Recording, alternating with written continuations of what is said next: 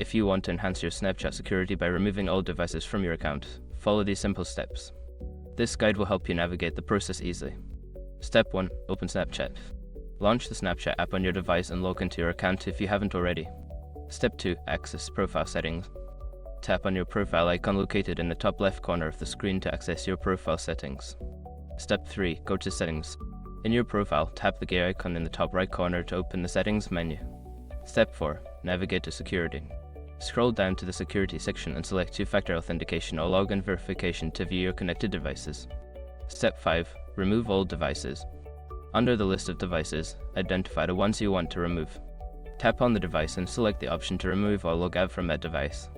By following these steps, you can successfully remove old devices from your Snapchat security settings, ensuring your account remains secure. Regularly checking your connected devices is a good practice for maintaining your online safety.